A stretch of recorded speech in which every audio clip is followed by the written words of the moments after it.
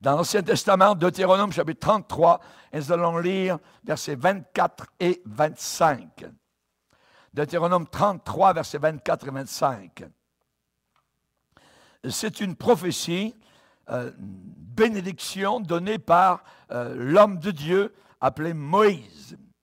Sur Hazer, il dit, « Béni soit Hazer entre les enfants d'Israël, qu'il soit agréable à ses frères et qu'il plonge son pied dans l'huile, que tes verrous soient de fer et d'airain, et que ta vigueur dure autant que tes jours.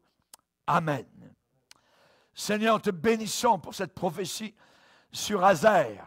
Nous te demandons de bénir ceux qui nous écoutent en Europe, qui sont plugués avec Zoom, nos frères et sœurs ici au Canada, ceux qui sont présents dans ce lieu. Nous te demandons que la bénédiction de Dieu repose sur chacun, car nous avons tant besoin de ta protection, Seigneur. Sans toi, qui nous protégera, Seigneur, des accusations de l'ennemi, des flèches empoisonnées du diable? Nous te demandons, Seigneur Jésus, de bénir la réflexion de nos cœurs, la prédication de ta parole de Dieu, et que l'onction y soit présente dans le nom puissant du seul et unique Sauveur sur la planète Terre, Jésus-Christ, Dieu le Fils. Amen. Et tout le peuple dit Amen. On peut s'asseoir, frères et sœurs, chers amis. Alléluia. Un témoin joyeux et fort. Un témoin joyeux et fort. Pourquoi joyeux? Eh bien, nous parlons aujourd'hui de Hazer. Et le mot Hazer a une signification. Le mot Hazer veut dire heureux. Heureux. Voyez, le bienheureux. Hazer. Qui est Hazer? Puisque Moïse a donné des bénédictions sur les différentes tribus d'Israël. Et sur Hazer, donc, il en donne une. Et donc, c'était Hazer, le deuxième fils de Léa et de Jacob. Nous voyons cela particulièrement, donc, quand Hazer est né, sa mère, donc, Léa, eh bien, a fait une déclaration. Et dans Genèse, au chapitre 30, la Bible dit, Léa dit que je suis heureuse, car les filles me diront heureuse. Et elle l'appela du nom d'Hazer. C'est parce que la mère était heureuse. Hazer veut dire heureux, heureux. Voyez. Et sa biographie, eh bien, si on regarde la biographie, la vie de Hazer, eh bien, sa vie reflète la force et en même temps la faiblesse. Deux choses, la force et la faiblesse.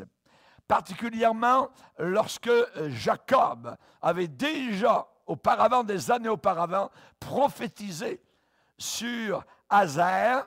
Hazer, parmi ses frères, parmi les prophéties, était au 9e rang.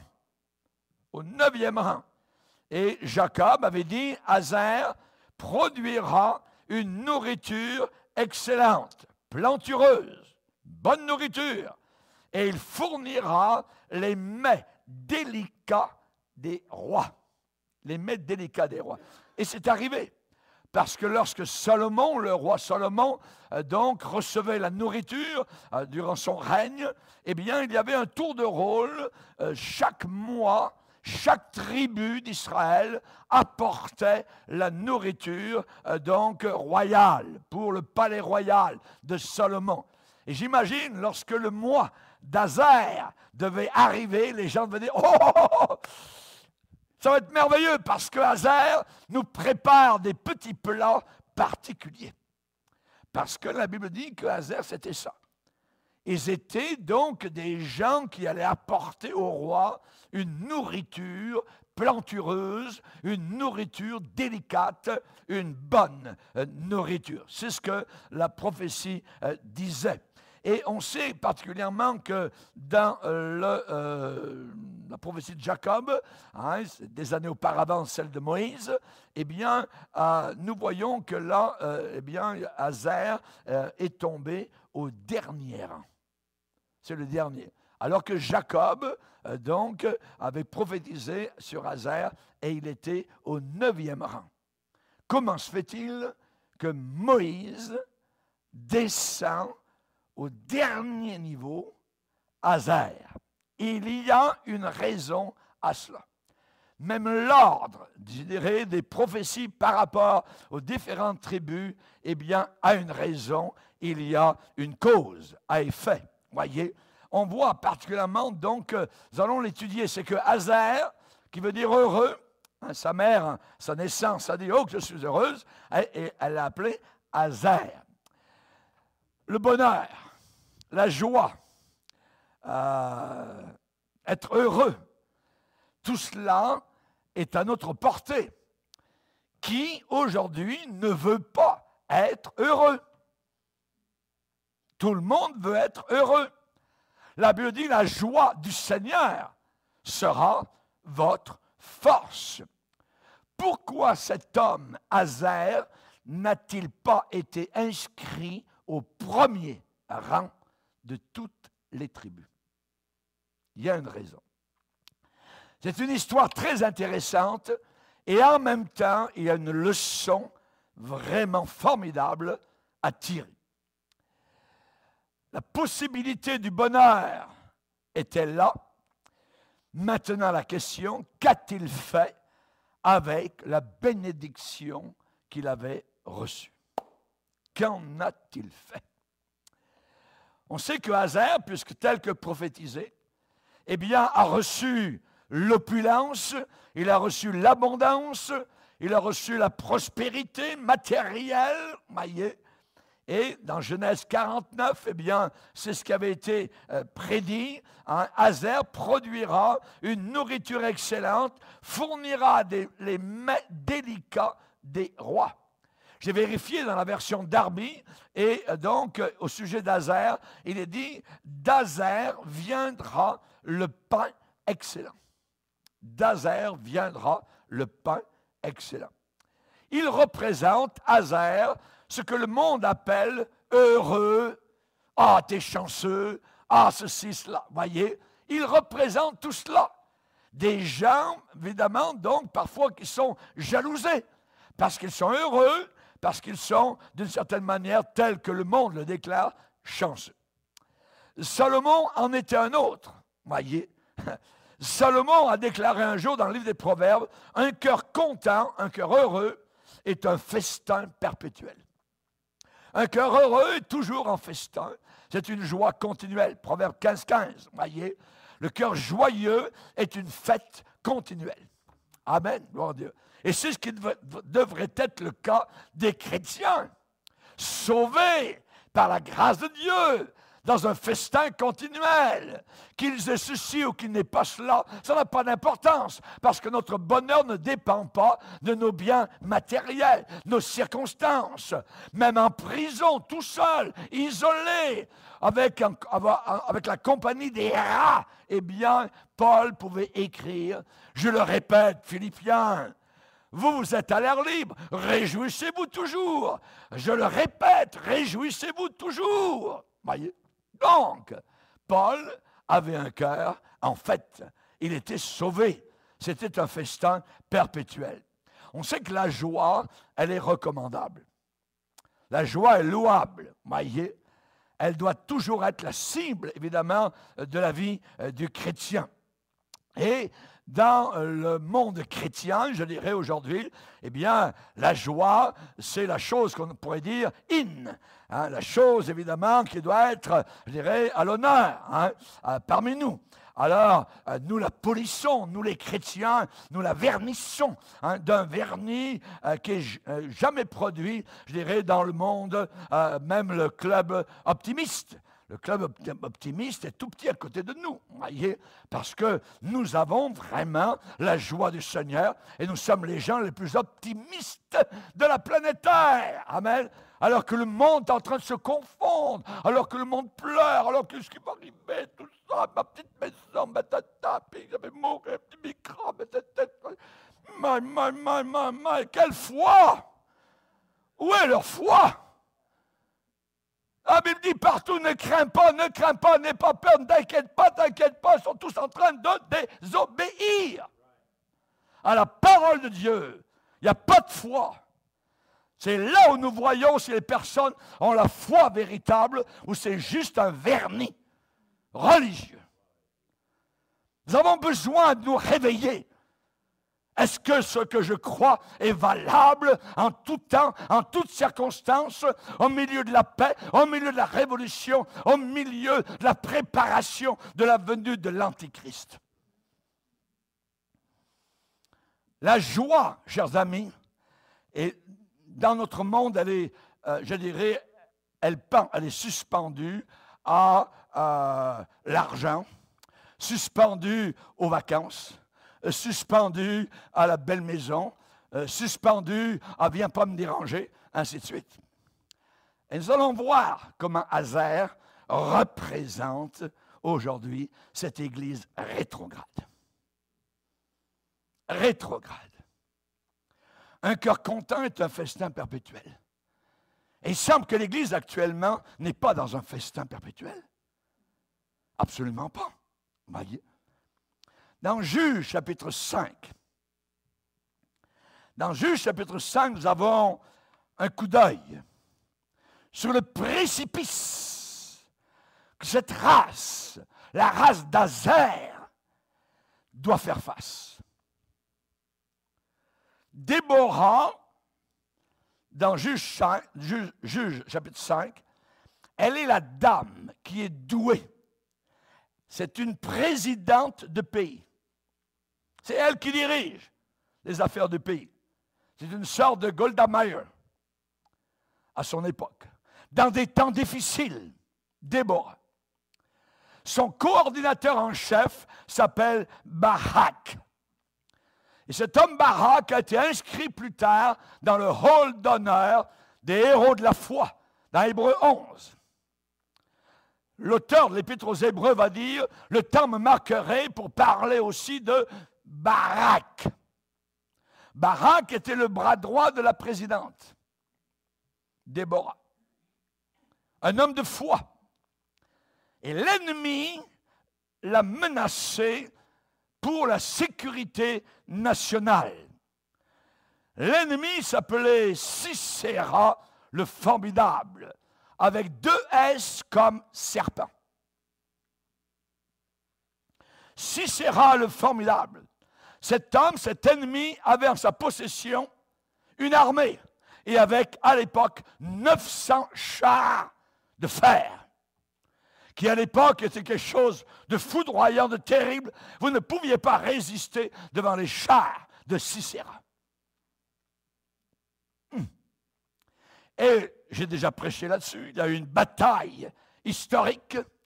Là, il me dit que même les étoiles sont mises à combattre, ça veut dire que les cieux sont mis à combattre l'armée de Sisera, qui s'est embourbée dans une journée où la pluie était immense. Et le champ est devenu de la boue partout. Et Dieu les a vaincus à cause de la foi de Barak et de Déborah. Alléluia. Et Déborah, après la victoire, a écrit sous l'inspiration du Saint-Esprit un cantique, un chant merveilleux. Ce chant se trouve dans Juge chapitre 5. On va le regarder.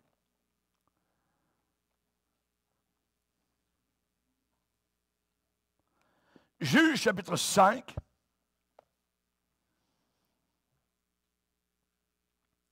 Verset 1er, ce jour-là, Déborah chanta ce cantique avec Barak, son bras droit, fils d'Abinoam. Il est dit des chefs se sont mis à la tête du peuple en Israël et le peuple s'est montré prêt à combattre. bénissez-en l'Éternel. Il est dit un peu plus loin, verset 6, au temps de Shamgar, fils d'Anath, au temps de Jaël, c'est à l'époque donc de Déborah, les routes étaient abandonnées. Et ceux qui voyageaient prenaient des chemins détournés. Parce qu'il y avait tellement de brigands et de voleurs sur les routes principales. Et regardez verset 7, les chefs étaient sans force en Israël, sans force. Les leaders n'avaient aucune force. Quand je me suis levé, moi, Déborah, quand je me suis levé comme une mère en Israël, ils avaient choisi des nouveaux dieux, ils avaient délaissé le Seigneur, alors la guerre était aux portes, on ne voyait ni bouclier, ni lance chez 40 milliers en Israël. Aucun bouclier, aucune foi, aucune épée, aucune lance. La parole de Dieu avait été soigneusement rangée à côté du lit et on n'écoutait plus ça. On écoutait Radio-Canada, TV5 et tout ça. Et on allait se coucher, le cœur abattu. Mais c'est terrible ce qui arrive, tout ça. Voilà! Voilà ce que des milliers de chrétiens sont en train de vivre. C'est des chrétiens, ça. Où est leur foi? Pas de bouclier, pas d'épée. Les routes principales sont détournées totalement. On ne marche plus sur la route du salut, la route de la puissance, du baptême dans le Saint-Esprit. La force de la foi a totalement disparu.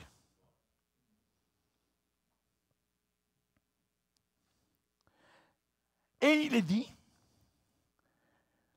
au sujet d'Azer, dans cette circonstance, verset 17,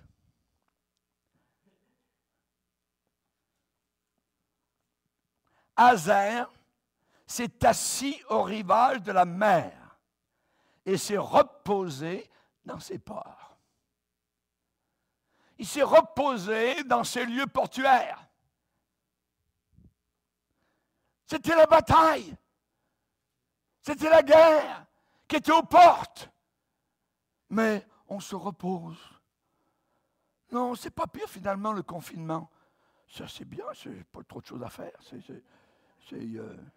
Oui, monsieur le gouvernement, vous pouvez me confiner encore, s'il vous plaît. Ça sera très bien. C'est vous qui payez tout ça, pas de problème. La guerre est aux portes. L'Antichrist est en train de préparer son chemin et l'Église est en train de dormir. Azer s'est assis au rivage de la mer. Azer continua sur son rivage, s'est reposé dans ses plages, dans ses ports. Je vous parlerai de la misère du bonheur. Eh oui. La misère du bonheur. Le bonheur peut vous sortir de la bataille. Vous êtes tellement heureux que vous ne voulez pas vous battre. Vous ne voulez pas résister. Le bonheur peut vous sortir, vous extirper du champ de bataille. La joie peut vous isoler totalement du danger national.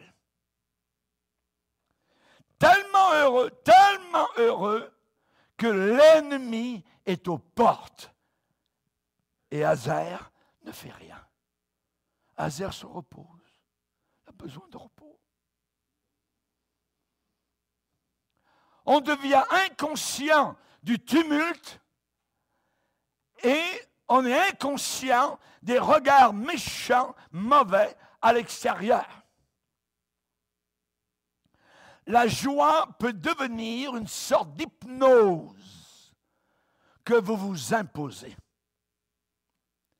Ça peut créer tellement de joie, d'effervescence, de satisfaction intérieure que l'on ne veut plus prendre un casque, une armure, une épée, une ceinture. On est nu face à l'ennemi. on est déjà vaincu. Beaucoup de nous ont perdu de vue les âmes éternelles. On est perdu dans nos chants, dans nos danses, dans nos visions, dans nos ceci, dans nos cela, dans Dieu m'a dit, Dieu m'a montré. Oh, j'ai une date pour le retour de Jésus, tout ça, oui, c'est dans... Sur Internet, vous allez trouver ce que vous voulez.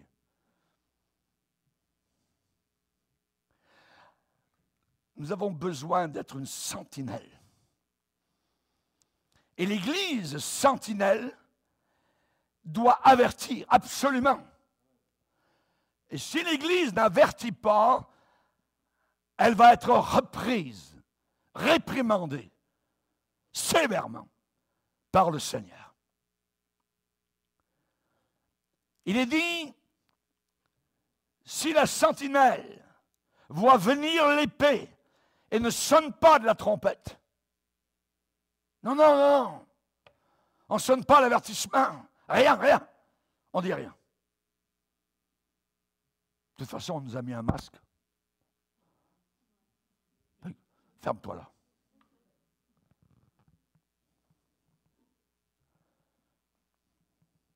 Si la sentinelle va venir à la guerre, l'épée, et ne sonne pas de la trompette, si le peuple n'est pas averti et que l'épée vienne enlever à quelqu'un la vie, celui-ci périra à cause de son iniquité, mais je redemanderai son sang à la sentinelle,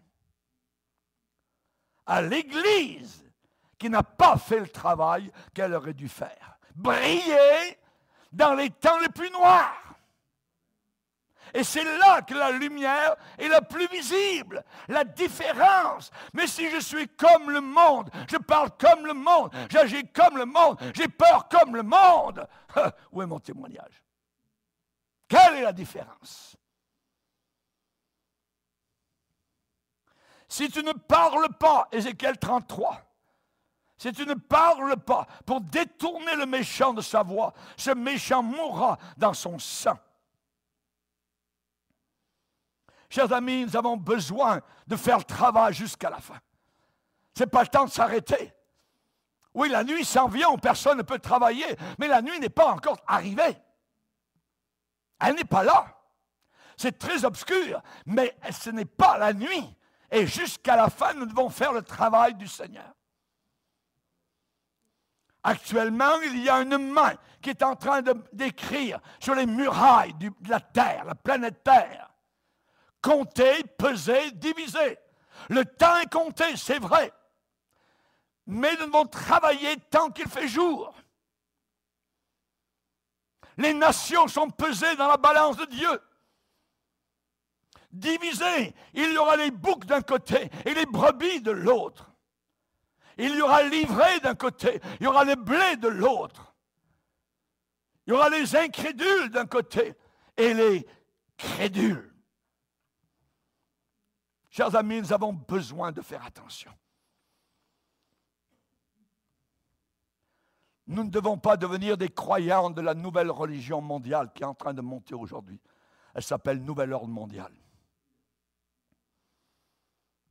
On les appelle des croyants. Ils croient dans ça. Et c'est pourquoi Hazaël, l'heureux, le bienheureux, a perdu son rang et s'est retrouvé à la dernière place. L'opulence, le manque de rien peut créer l'égoïsme. Et c'est un des qualificatifs principaux de la fin des temps. Sache, Timothée, qu'il y aura des temps difficiles à la fin des temps, parce que les hommes seront, et ensuite toute une liste descend. Mais en premier, les hommes seront égoïstes. Je me moi. Je n'ai besoin de rien. L'église de Laodicée n'avait même pas besoin de Jésus. Il l'avait mis dehors. Jésus était à la porte. Et Jésus va dire, tu ne sais pas. Tu penses que tu es riche, tu n'as besoin de rien, mais tu es pauvre, nu, aveugle. Tu ne le sais pas. Tu ne le sais pas et tu devrais le savoir. Chers amis, Samson ne savait même pas que le Saint-Esprit s'était retiré de lui. Et il continuait. Un pied avec la prostituée durant la nuit et le jour, eh bien, alléluia, je t'aime Seigneur. La prostituée, vous n'avez même plus besoin d'aller vers elle. Elle vient vers vous par le petit iPod. Elle est chez vous. Elle s'installe dans votre cœur. Pendant combien de temps le Saint-Esprit va-t-il supporter ça? Samson a joué et en même temps, il y avait la puissance de Dieu avec lui. Il est allé au bord du précipice, mais en étant au bord, ça fait crac, il est tombé dans le précipice. Et le Saint-Esprit s'est envolé, a disparu. Et la Bible dit, il ne savait pas que le Saint-Esprit s'était retiré de lui. Vous savez, ces gens qui disent, sauver, toujours sauver, oh, on ne peut jamais perdre le salut et tout ça. J'ai le Saint-Esprit, et le Saint-Esprit ne pourra jamais sortir de moi. Ah ouais? Lisez votre Bible. Lisez votre Bible. Il est dit que le roi Saül, l'Esprit de Dieu se retira de lui, et un méchant esprit entra en lui.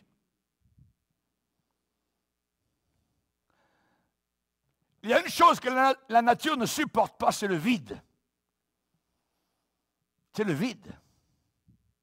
Jésus a dit, remplissez ces vases d'eau, remplissez. C'est devenu du vin. L'apôtre Paul a dit, ne soyez pas remplis de vin, c'est de la débauche. Soyez remplis du Saint-Esprit. Remplis. Es-tu à moitié rempli ou à moitié plein? C'est la même chose. Comment es-tu spirituellement?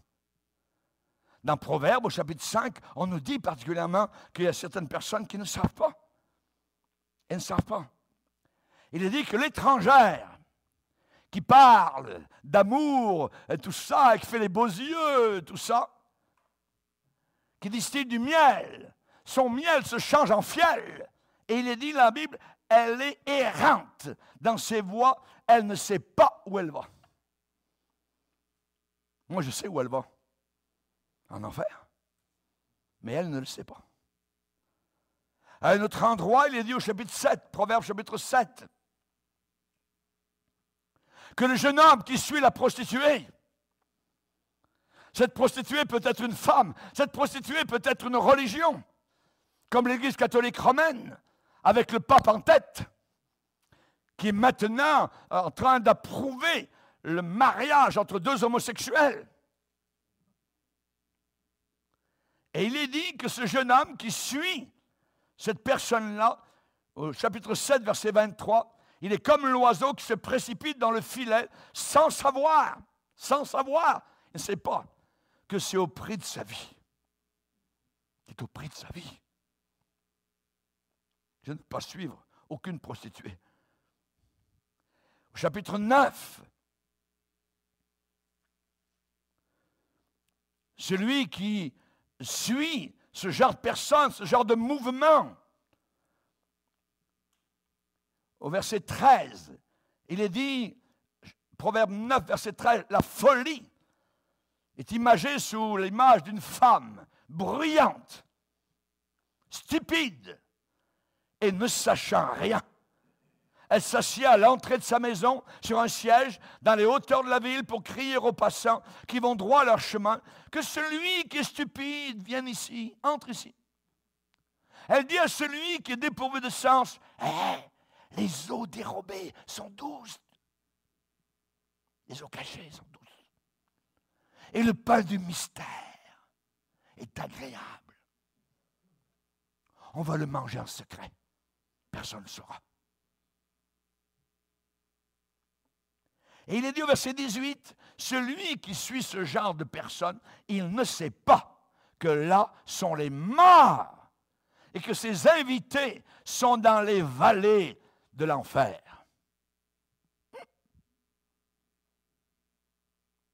C'est ce qui arrive à Laodicée. Jésus a dit, je te vomirai de ma bouche, je ne peux pas te supporter. puisses-tu être froid ou bouillant, les tièdes.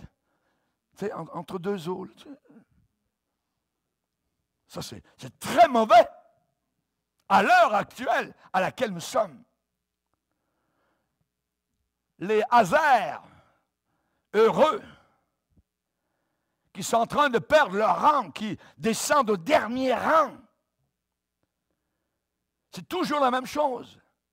Voilà ce que je vais faire. Je vais abattre mes greniers. J'en bâtirai de plus grands. J'y amasserai toute ma récolte. Et le Seigneur doit dire, insensé, fou, tu ne sais pas que cette nuit même, ton âme te sera redemandée. Tu vas quitter ton corps, tu vas sortir de ton corps et tu vas aller en jugement. Et ce que tu as amassé, ça va être pour qui? Ce paquet de pognon, ce paquet d'argent, ce paquet de diplômes, ça va faire quoi? C'est l'histoire du mauvais riche avec Lazare. Le mauvais riche avec Lazare, le Seigneur a dit, souviens-toi, tu es en enfer maintenant dans les flammes. Tu aimerais avoir une goutte d'eau pour te rafraîchir la langue. Rappelle-toi que sur la terre, tu as eu tes biens. Et tu t'es fiché totalement des choses spirituelles. Tu n'avais aucun amour, aucun respect pour Lazare qui maintenant est avec moi là dans le ciel. J'aimerais vous dire, c'est impie totalement de garder, de retenir ce que nous avons en notre pouvoir. Ce que nous avons en notre pouvoir maintenant, c'est pour aider. C'est toujours pour secourir. C'est pour les autres. La Bible dit, personne ne vit pour lui-même. Personne. Si vous voulez vivre pour vous-même, alors vous vivez pour vous. Vous regardez votre nombril, vous êtes narcissiste, dans le narcissisme. Quand Dieu nous bénit, c'est pour bénir les autres. C'est pour bénir les autres. Celui qui retient le blé, celui qui garde le blé, nous dit le livre des Proverbes, est maudit du peuple. Nous avons du blé, nous avons la connaissance, nous savons le salut, nous savons que les gens vont en enfer. Il n'y a que Jésus, la croix, pour les sauver. Si nous retenons ce blé, nous serons maudits. La Bible dit, la colère de Dieu se révèle des cieux contre ceux qui gardent la vérité captive. Ils ne veulent pas la dire. Ah oui, on va parler de Bill Gates, tout ça, mais le salut, ce n'est pas important. Ah oui, on va aller dans les rues, on va avec nos pancartes, tout ça. So what? Ce sont des gens qui sont perdus. Ils ont besoin du salut. Ça va faire quoi? De plus? Même si on nous enferme dans des camps de concentration, si je suis sauvé, j'ai tout gagné. Si on prend mes biens, j'ai tout gagné. La Bible dit dans Hébreu, vous avez accepté avec joie l'enlèvement de vos biens, sachant que vous avez des biens meilleurs et qui durent toujours.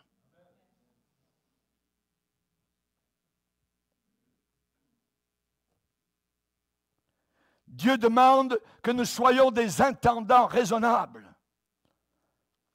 Ce qu'on demande à un intendant, c'est qu'il soit trouvé fidèle. Fidèle, de fides en latin, qui veut dire foi. Rempli de foi jusqu'à la fin. Sois fidèle jusqu'à la mort. Et je te donnerai la couronne de vie. Alléluia. Est-ce notre espérance?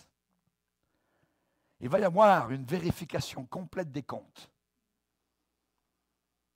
Vérification totale. Audit de tout ce que nous avons fait ici-bas sur cette terre.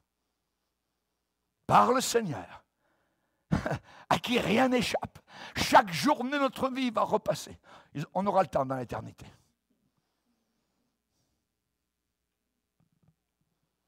En avant de moi, il y a un compte à rendre. Un compte à rendre. Et je suis toujours en dette. Jusqu'à ma mort, je serai en dette. L'apôtre Paul a dit lui-même, je suis en dette continuelle. Il dit, je me dois aux Grecs, je me dois aux barbares, aux savants, aux ignorants. Et j'ai un vif désir de vous annoncer, à vous aussi, à Rome, l'évangile éternel de gloire. Je me dois. Nous devons, pour notre famille autour de nous, qu'ils soient millionnaires ou qu'ils aient zéro dans leur poche, ça n'a aucune importance. Est-ce que leur âme est sauvée?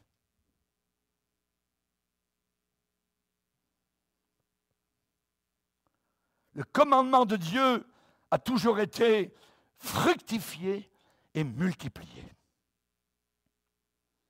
Fructifier et multiplier. Je suis un récipient pour recevoir de Dieu, mais uniquement pour ensuite être un donateur de ce que j'ai reçu. Je ne suis qu'un petit tuyau. Si l'eau coule au travers de moi, merci Seigneur, ça va abreuver d'autres personnes. Mais nous ne sommes que cela, des récipients. Au nord d'Israël, il y a une belle mer bleue, la mer de Galilée. Et là, c'est là que les apôtres allaient à la pêche, partaient de bonne heure, 4 heures du matin. On s'en va, Pierre appelle, « Hey Jean, viens-t'en, on va à la pêche. » Et lorsque les premiers rayons du soleil arrivaient du côté est, eh bien, ils avaient déjà rempli leur filet, très souvent. Et ils regagnaient le rivage. Autour de la mer de Galilée, il y avait des prairies vertes. Il y avait des arbres avec des oiseaux pleins de vie. C'est merveilleux, la mer de Galilée. C'est au nord. Elle reçoit, la mer de Galilée, les eaux du nord qui viennent de l'Hermon, grande montagne. En plein été, il y a encore des neiges au sommet. Et au sud d'Israël, il y a une autre mer qui s'appelle Morte. Tiens, mer morte. Pourquoi? Parce qu'elle reçoit, elle ne donne rien. Les eaux vont nulle part. Les eaux coulent du nord, au travers du Jourdain, et ensuite ça s'arrête là. Il n'y a pas un seul poisson. Il n'y a pas un seul arbre autour. Il n'y a pas un seul oiseau. Rien. La mer morte. Sommes-nous comme la mer de Galilée, qui reçoit les eaux du nord et qui les donne ensuite au sud? Ou bien comme la mer morte, qui reçoit, donne, donne, donne, la sangsue dit, donne, donne, donne. Mais elle ne donne pas. Donne rien. Juste pour moi, moi. Je me moi. Est-ce la volonté de Dieu? Est-ce la vie chrétienne? Est-ce que c'est ce que ce livre est en train de m'enseigner? Nous portons ce grand trésor dans des vases d'or. C'est ça que la Bible dit? Non, de terre. Nous portons ce grand trésor dans des vases de terre. Nous ne sommes que des vases de terre. Je suis ce que je suis par la grâce de Dieu. Je ne suis rien. R avec un majuscule, comme ça. I-E-N. Tu n'es rien, mon frère. Tu n'es rien, ma sœur. Tout ce que tu es, tu le dois au Seigneur. Je suis ce que je suis par la grâce de Dieu. Par la grâce. Faveur que je n'ai pas méritée. Alléluia. Paul va dire malheur à moi. Paul, tu dis malheur à toi. Oui, malheur à moi. Si je n'annonce pas l'Évangile, si je le garde, et je dis, oh ben, il faut s'arrêter un peu, on va prendre la retraite, tout ça, donner la chance aux autres. C'est le langage de Paul. Jamais de la vie. Jusqu'à la mort, nous te serons fidèles. Jusqu'à la mort, nous avons un évangile, un message à proposer à cette génération. Alléluia. C'est le message actuel. C'est le message du jour. Alléluia.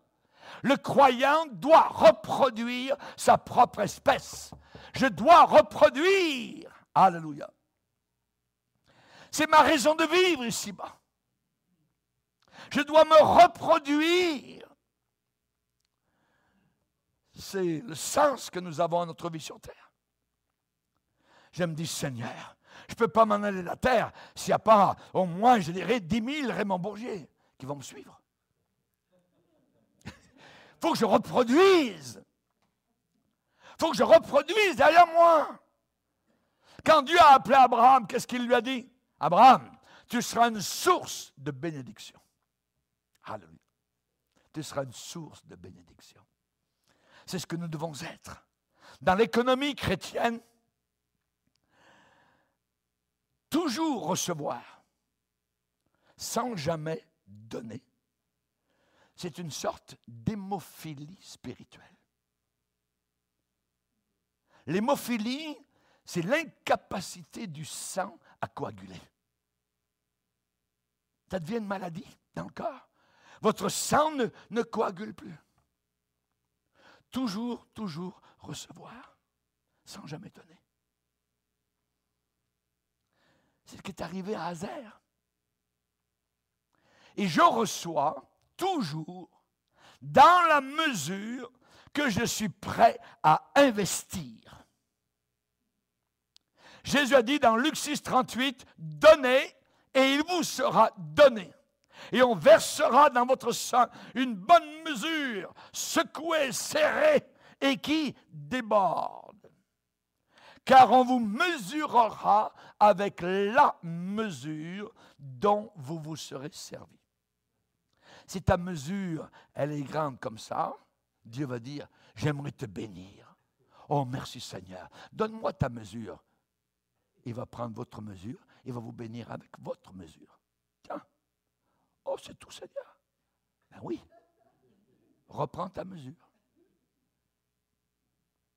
Reprends ta mesure.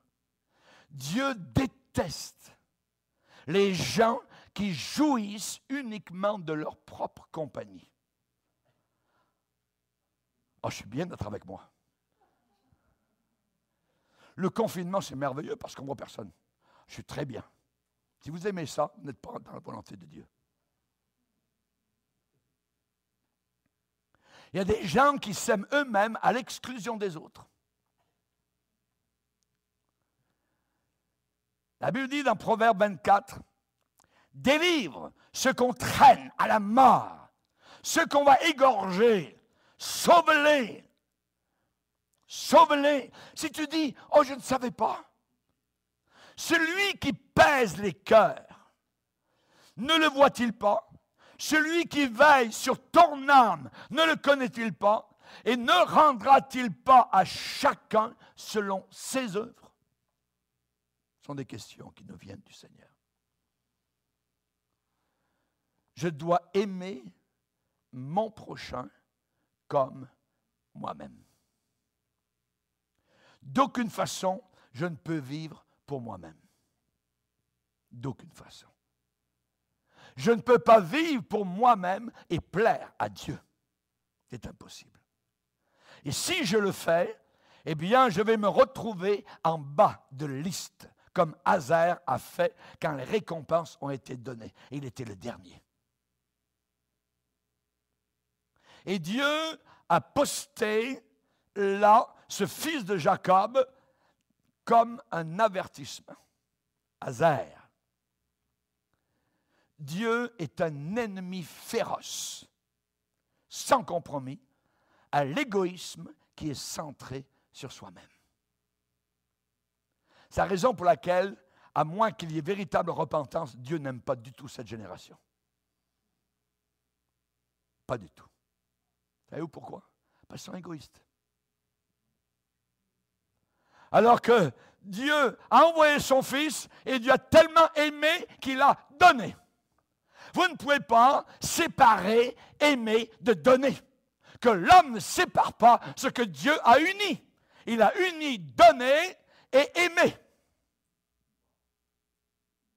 Et aimer. Le bonheur d'Azer demandait qu'Azer renvoie ses bénéfices pour le bien-être des autres. Vous savez, les riches donnent. Qu'est-ce qu'ils donnent? Ils donnent les manches de leur veste.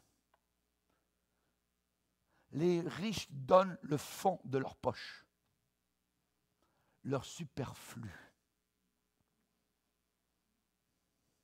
La petite dame a donné de son nécessaire. Vous commencez à donner quand ça commence à faire mal. Si ça ne fait pas mal, vous n'avez pas encore donné. Amen. Amen. Alléluia. Gloire au Seigneur. Vous m'aimez encore?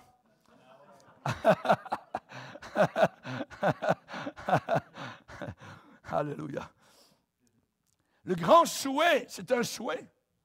C'est écrit là. Qu'il soit agréable à ses frères. Qu'il plonge son pied dans l'huile. Que tes verrous soient de fer et d'airain. Ça correspond au souhait de Jésus aux églises de l'Apocalypse. Puisses-tu être froid ou bouillant, mais les tièdes, je les vomirai de ma bouche. Je les vomirai de ma bouche. Et ici, c'est le grand souhait, l'espoir d'Azer. Let it be. Ainsi soit-il. Amen. Puisses-tu qu'il en soit ainsi. J'aimerais vous dire une chose. La joie, la véritable, elle se gagne. La vraie joie doit être gagnée, méritée. Vous ne mériterez jamais votre salut. Mais la joie dans la vie chrétienne va être gagnée. C'est une récompense pour certaines actions. Mais elle n'est pas une fin en soi. On n'est pas chrétien pour avoir la joie. Ça vient en cours de route. Jésus est le merveilleux exemple. Ça dit, Jésus sur la terre, qui, en vue de la joie qui lui était réservée, a souffert. A souffert. Si tu souffres, mon frère, ma sœur, fais-le en vue de la joie qui t'est réservée. Alléluia. Il a souffert la croix. Il a méprisé l'ignominie. Vous savez, comme pasteur, on en entend toutes les couleurs au travers des années. Les gens sont capables de nous élever au pinacle. Mais c'est merveilleux, tout ça. Capables quasiment de nous adorer, tout ça. Mais ensuite, ils sont capables de nous écraser, nous repousser. Et c'est une politique que nous avons prise depuis longtemps avec mon épouse, de ne jamais se fier aux hommes. Depuis longtemps, je ne crois pas les annonces même que d'autres pasteurs ont fait lorsque nous allons pour leur prêcher la parole de Dieu. Grand homme de Dieu, prophète, évangéliste. Moi, je ne crois jamais ça, c'est du mensonge. Moi, je sais ce que je suis. Si vous croyez vos annonces, vous êtes déjà fini.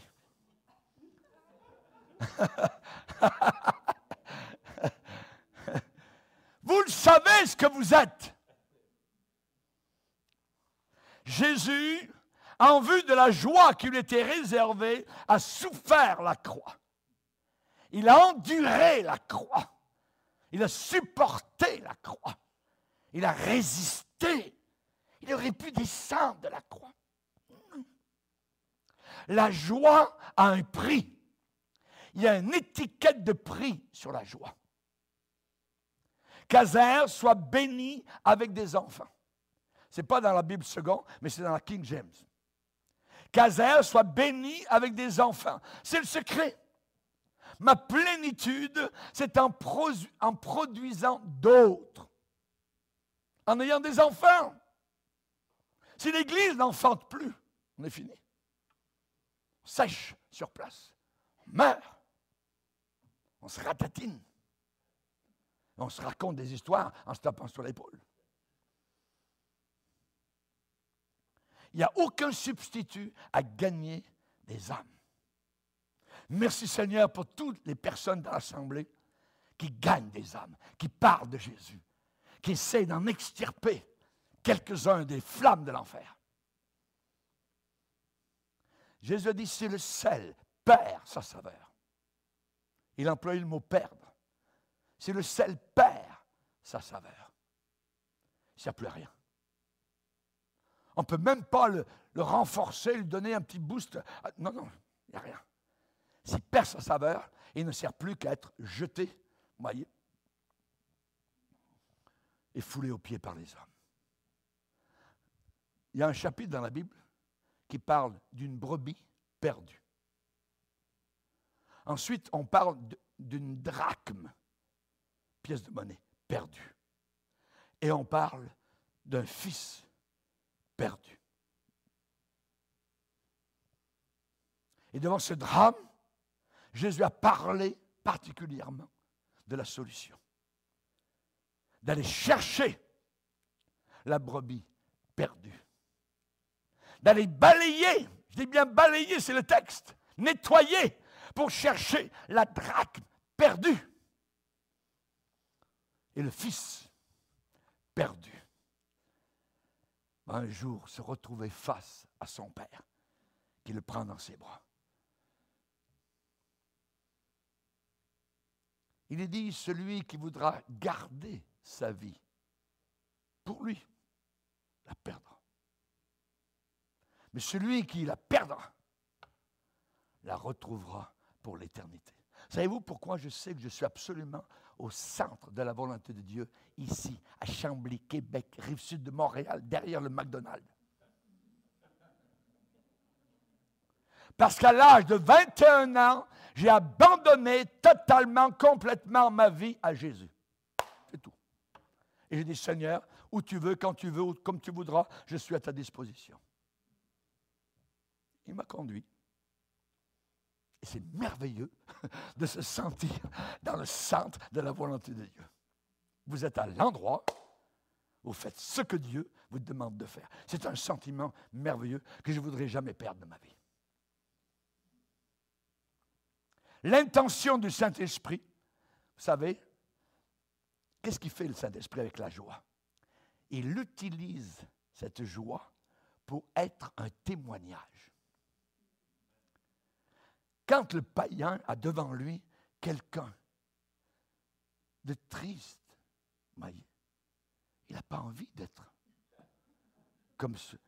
Tu sais, j'ai une bonne nouvelle à te dire, mais c'est terrible les temps qu'on vit, on peut plus mourir. Éloigne-toi, s'il te plaît, prends les 2 mètres, même 4 mètres, ça c'est... ah ouais! Mais, la personne dit, t'es comme moi, t'as peur comme moi, t'as peur de la mort. Mais si quelqu'un arrive avec cette joie surnaturelle, j'ai une bonne nouvelle à te dire. Donne-moi ta main. Non, non, non, ne touche pas la main.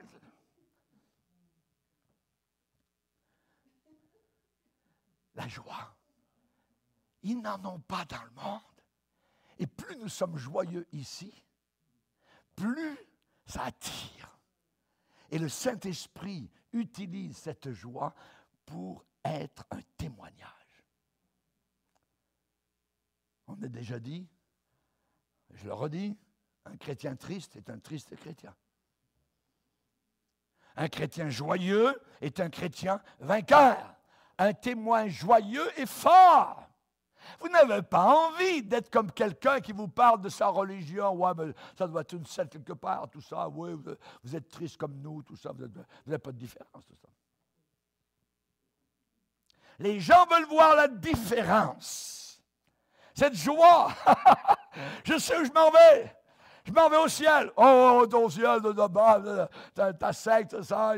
La Bible, la Bible, c'est les hommes qui l'ont écrit. Bon, oui, mais en attendant, moi, je suis joyeux. En attendant, moi, j'ai la joie du Seigneur et je sais où je m'en vais. Et je vais te dire une chose, même si le ciel n'existait pas, j'aurais été l'homme le plus heureux sur la planète Terre depuis que j'ai donné ma vie à Jésus. Et cette Bible me dit que si Jésus n'est pas ressuscité, nous sommes les plus malheureux de tous les hommes. Il est ressuscité. Et je parle avec lui. J'ai parlé avec lui ce matin à 4h44. Je suis arrivé ici à la réunion de prière à 9h. On a parlé aussi au Seigneur avec les frères et sœurs, avec l'équipe. Je lui parle constamment. Je ne parle pas à lui comme quelqu'un qui parle là-haut, comme un Père Noël, tout ça. Puis il y a quelques milliers d'années, tout ça. Il doit avoir une canne maintenant parce qu'il est assez vieux, tout ça. Non, non, non, non, non, non, non, non. C'est un ami. Alléluia. C'est un ami. Abraham a été appelé l'ami de Dieu. L'ami de Dieu. Oh, c'est vrai, il n'était pas parfait. Il a dit des bêtises un jour, mais la Bible l'appelle l'ami de Dieu. Dieu ne regarde pas toutes les bévues et tout ce qu'on a pu faire ou quoi que ce soit au travers du chemin. Il veut regarder évidemment le cœur. Il regarde au cœur. Il pardonne le péché encore aujourd'hui. Et là où le péché a abondé, la grâce va surabonder. Alléluia. David a commis adultère. Et pourtant, le Nouveau Testament n'en parle même pas. Mais la Bible l'appelle l'homme selon le cœur de Dieu. Hein? Oui. L'homme selon le cœur de Dieu. Pas à cause de son adultère, mais parce qu'il savait se repentir de ses péchés. Merci Seigneur. Qu'il soit agréable à ses frères, acceptable à ses frères. La joie donne, je dirais, une sorte de dénominateur commun.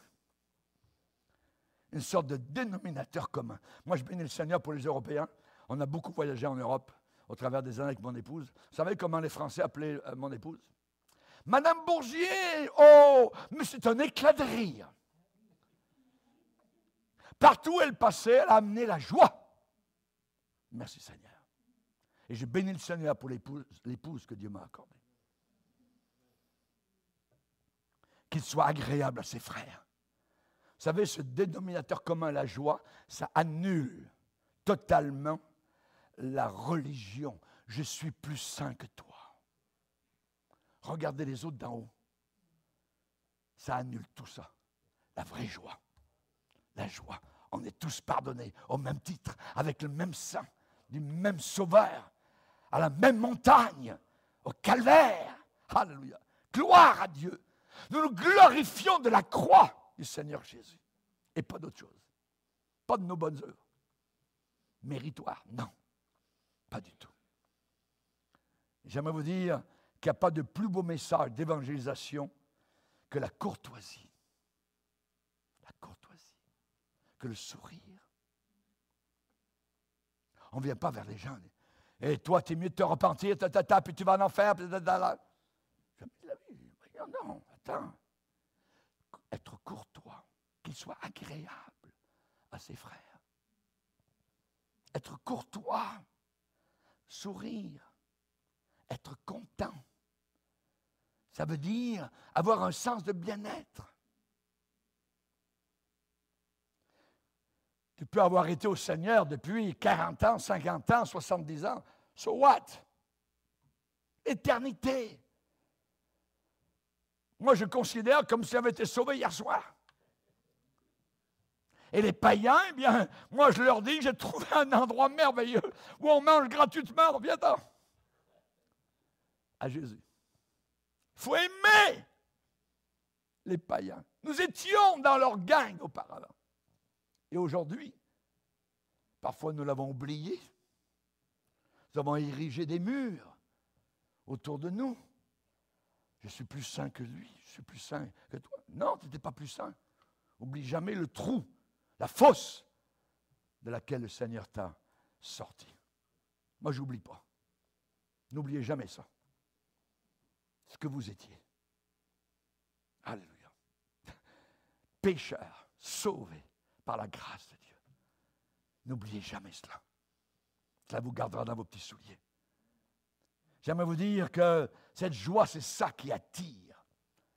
Et ça attire partout. la vraie joie. Il y a suffisamment de plaignards autour de nous. Il y a suffisamment de murmures. Il y a suffisamment de gens enfermés, bloqués dans leur timidité. Il y a suffisamment de Mr. Scrooge qui compte ses sous. Qu'il plonge son pied dans l'huile. Là, on demande à Hazaël d'avoir un message qui soit oint du Saint-Esprit. Tu oins d'huile ma tête, Seigneur, en face de mes ennemis. L'onction du Saint-Esprit, c'est quelque chose de formidable. Même les ennemis d'Étienne, le premier martyr, ils ne pouvaient pas résister à l'onction qui reposait sur lui.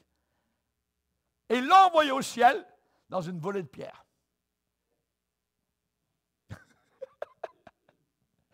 Eux auraient voulu l'envoyer en enfer. Hop, déraillement. Il est allé au ciel. Qu'il plonge son pied dans l'huile. Est-ce qu'il y a dans ta marche chrétienne cette onction? Est-ce qu'il y a ce côté agréable, être content, satisfait? Ce sourire, cette courtoisie. Et Hazaël ne devait pas garder cette onction pour lui-même. Le Saint-Esprit, c'est lui qui donne l'énergie pour témoigner, pour parler. La grande mission n'a pas changé. Va et dis. Va et dis. Go and tell. Que tes verrous soient de fer et d'airain. Et que ta vigueur dure autant que tes jours. Moïse, à 120 ans, il avait la même force qu'il avait à 40 ans. Caleb, à 85 ans, était capable de dire « Je vais aller combattre ses ennemis parce que j'ai autant de force qu'il y a 40 ans auparavant. »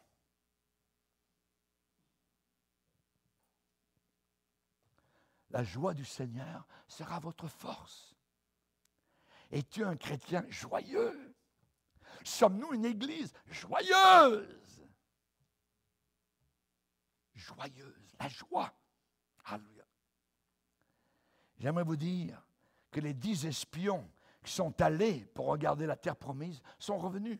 Dans leur rapport, ils ont dit « Oh oui, c'est bien, ils sont allés dans le comité. » Moïse était président du comité de l'Église. Et ils ont dit « C'est très bien, oui, on a visité la terre promise.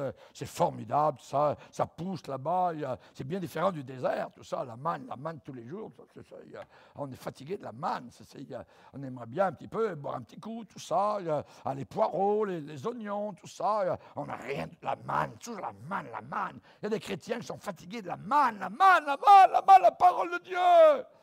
Parlez-nous du succès, parlez-nous de réussir, parlez-nous de danser, de rocker, d'expériences ésotériques, extraterrestres. Est-ce qu'on ne pourrait pas se mêler avec les islamistes, avec les musulmans, créer une belle religion mondiale? Et puis il faut être ouvert aujourd'hui. Finalement, eh bien c'est très bien. On va faire entrer les homosexuels, les lesbiennes, et puis on va avoir une série de mariages selon Dieu. Ah oui, Dieu. C'est l'agenda de beaucoup d'églises. Hélas, l'église de Laodicée. Il est dit que 2 espions sont revenus et ils ont été animés. J'aime le mot animé. Ça parle d'animation, ça parle de vie. Nous aimons la vie, pas la mort. Nous aimons la vie. Les chrétiens aiment la vie. Je dirais bien autre chose, mais je ne dirais pas.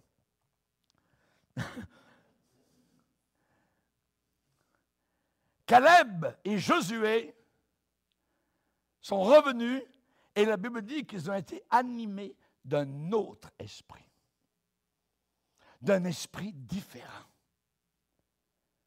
Et c'est cet esprit que nous avons besoin d'avoir. L'esprit différent. L'esprit qui fait la différence. L'esprit de joie. Étienne l'avait. Son visage resplendissait de la gloire de Dieu.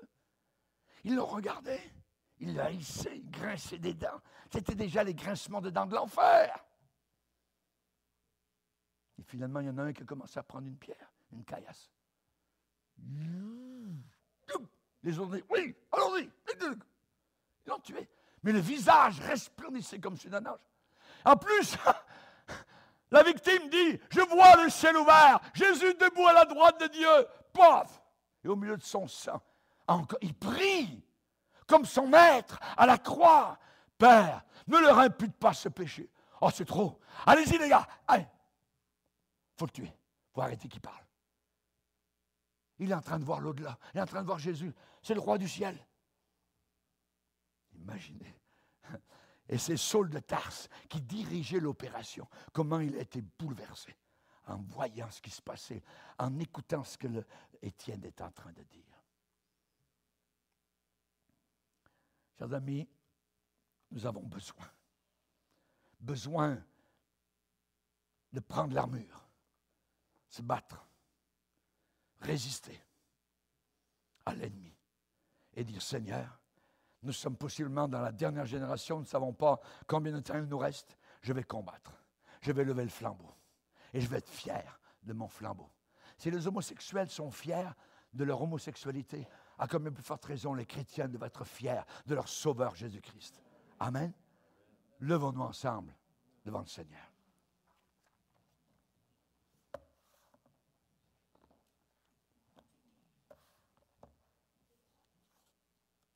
Alléluia. Seigneur, nous voulons te bénir. Tu nous as parlé, interpellé, bousculé ce matin par ton Saint-Esprit. Nous ne voulons pas nous reposer dans nos parts, sur nos plages. Seigneur, nous désirons être à la bataille, au combat. Nous désirons, Seigneur, nous placer aux côtés de Barak, Déborah, ces hommes, ces femmes remplis du Saint-Esprit, qui combattent à la fin des temps et qui recevront bientôt leur couronnement et leur récompense. Car tu as promis de rendre à chacun selon ses œuvres. Nous ne voulons pas être inactifs, indolents, inutiles. Nous ne voulons pas cacher nos talents, Seigneur, que tu nous as demandé de faire fructifier. Nous désirons les faire valoir jusqu'au bout, jusqu'à la fin. Dans le nom puissant, le nom glorieux de celui qui soudainement sera là au-dessus de la planète Terre et nous attirera à lui. Nous ne voulons pas faire partie de l'église de Laodicée, mais de l'église de Philadelphie. Une église fidèle, une église combattante, une église phare, une église sentinelle. Merci Seigneur. Dans le nom de Jésus, amen. Et tout le peuple dit, amen, amen. Gloire à Dieu.